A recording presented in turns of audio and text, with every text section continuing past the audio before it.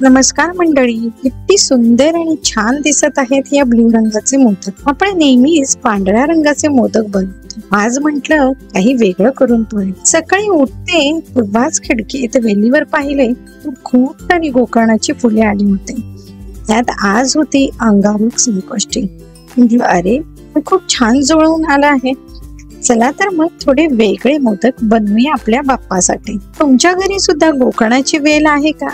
असेल तर तुम्ही सुद्धा नक्की या ब्ल्यू रंगाचे मोदक बनवा. मी या फुलांचे फायदे आणि गुणकारी गुण खूप ऐकले आहेत, वाचले आहेत, अनुभव सुद्धा घेतलेले आहेत. मी ज्यावेळी या गोकर्णाच्या फुलांचे औषधे फायदे वाचले त्यावेळी वाटलं अरे हे छोटे झाड किती गुणकारी औषधे आहे आणि म्हणूनच याला अपरिजात नाव असावं. त्याचे सगळे फायदे मी कॅप्शन बॉक्स मध्ये दिलेले आहेत, नक्की वाचा.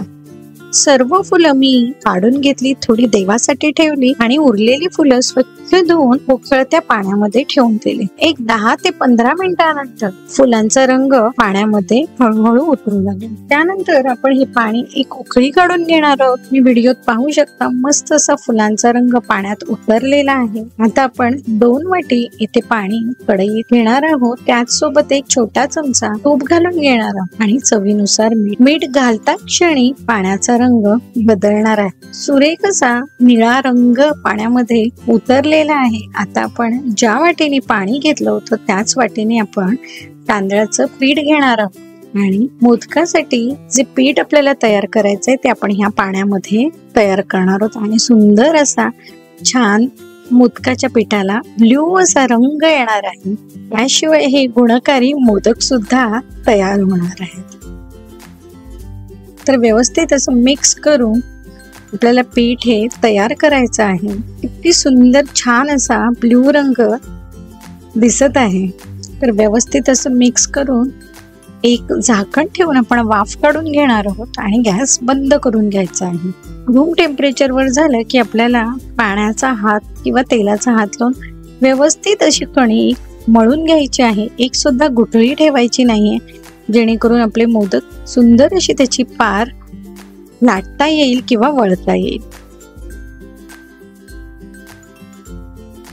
तर इथे आपण आता मोदकाचं सारण तयार करणार आहोत. तर इथे मी अख्खा नारळ वापरलेला आहे. त्याच बाऊलच्या प्रमाणे इथे आपण 1 पाऊण कप गुळ वापरणार आहोत.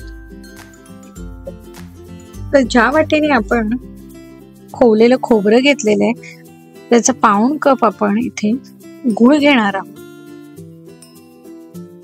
गुळ व खोबरं अगदी मंद आचेवर आपल्याला परतवून घ्यायचं आहे. म्हणजे गुळ हळूहळू वितळायला लागणार आहे.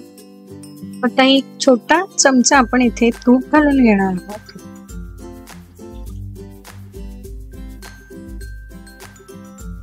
गुळ वितळायला लागलेला आहे, तुम्ही व्हिडिओत पाहू शकता. मस्त असा सुंदर रंग सुद्धा आलेला आहे.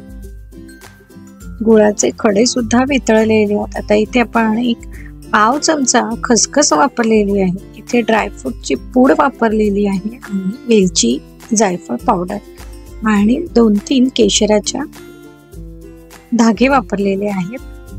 ड्रायफ्रुट्स आणि केशर हे टोटली ऑप्शनल आहे, तुमच्याकडे नसेल तरी सुद्धा चालेल. तर इथे आपलं मोदकाचं सारण तयार झालेलं आहे. आता एका साईडला आपलं मोदकाचं सारण तयार झालेलं आहे. आता हे भगवून घेतलेलं पीठ आपण व्यवस्थित असं मळून घेणार आहोत.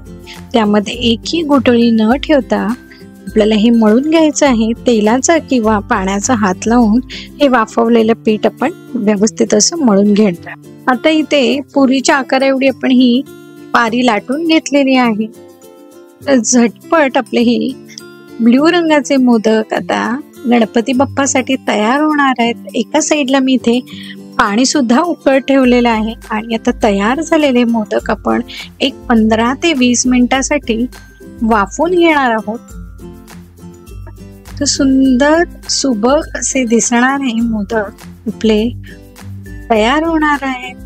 तर जर का तुम्हाला ह्या ब्ल्यू रंगाचेच म्हणजे गोकर्णाच्या फुलांचे बनवलेले मोदक जर का तुम्हाला आवडले असतील तर व्हिडिओ जरूर लाईक करा, शेअर करा आणि तुम्ही तयार केलेले मोदक कसे झाले हे कमेंट बॉक्स मध्ये मला नक्की कमेंट करून सांगा.